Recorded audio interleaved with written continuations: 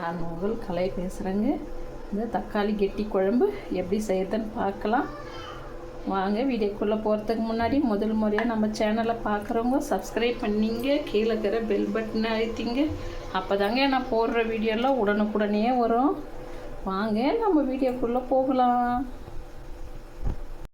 எண்ணெய் நல்லா காஞ்சிடுச்சு.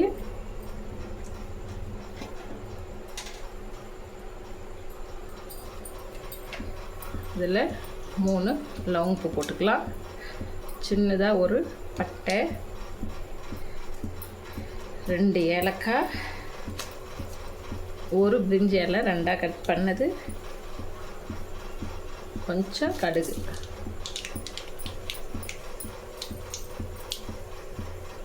நல்லா பொரிஞ்சிடுச்சு. ஒரு கைப்பிடி நிறைய வெங்காயம் போட்டுக்கலாம்.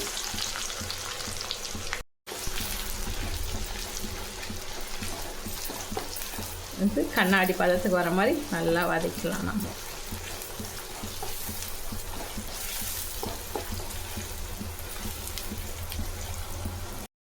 இந்த அளவு வதங்கினா போதும். இப்போது நம்ம நெருக்கி வச்ச ஒரு அரை கைப்பிடி பூண்டு, அது கூடவே கொஞ்சம் இஞ்சி பூண்டு நெசுக்கணும். இதை நல்லா வதக்கலாம்.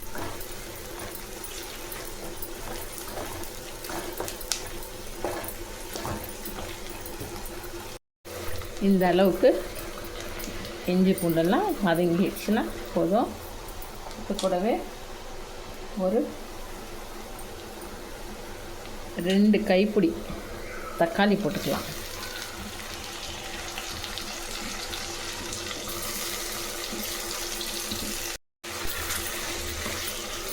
நல்லா இந்த தக்காளி தோல் கயண்டி வர அளவுக்கு வதக்கணும். இது கூடவே நம்ம உப்பு கொஞ்சமாக சேர்த்துக்கலாம். அப்போ தான் தக்காளி நல்லா வதங்கி வரும் நமக்கு.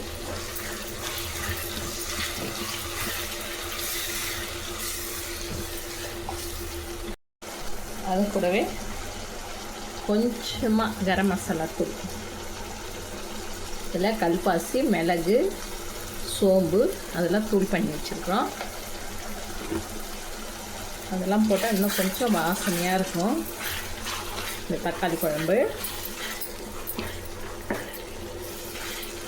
இல்லை சாதம் எவ்வளோ போட்டு சாப்பிட்றனே தெரியாதுங்க, அந்த மாதிரி இருக்கும். இதுலேயே வந்து இறக்குற டைமில் முட்டை உடச்சி ஊற்றியும் இறக்கலாம், நல்லாயிருக்கும்.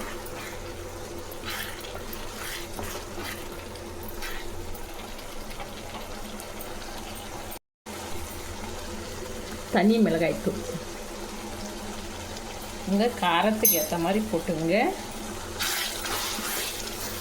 நாங்கள் கொஞ்சம் காரம் சாப்பிடுவோம், அதனால் கொஞ்சம் காரம் எக்ஸ்ட்ரா தான் போடுவோம். நீங்கள் காரம் அதிகமாக சாப்பிட்றது இருந்தால் போட்டுங்க, கம்மியாக சாப்பிட்றோம் குறைச்சி போட்டுங்க.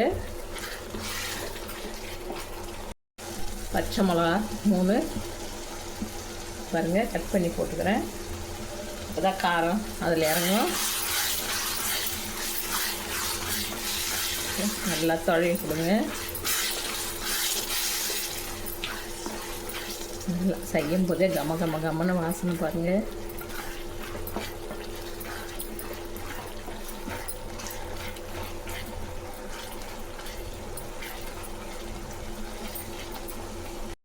இது ஒரு 5 நிமிஷம் நம்ம மூடி வைக்கலாம்.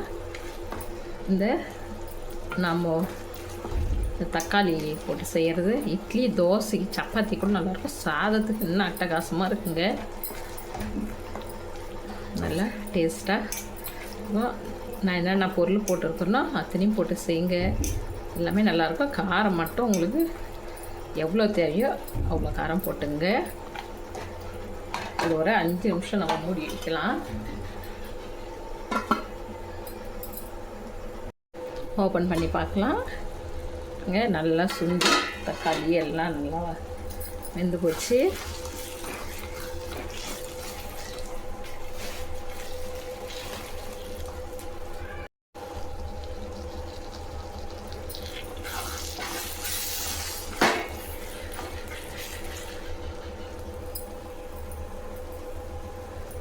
கொஞ்சமாக கறிவேப்பிலை தூவிக்கலாங்க.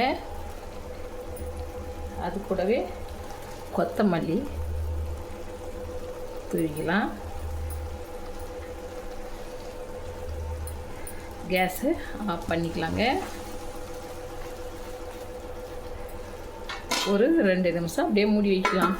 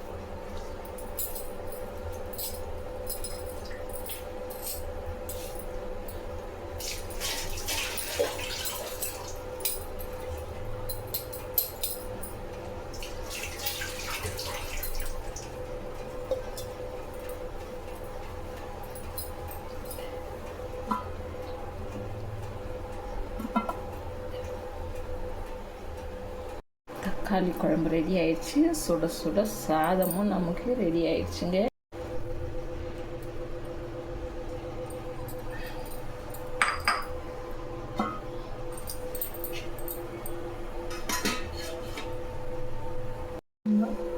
குழம்பு திறந்துட்டோம். நல்லா எப்படி இருக்குது பாருங்க, தேன் தேன் மாதிரி இருக்குது பாருங்க.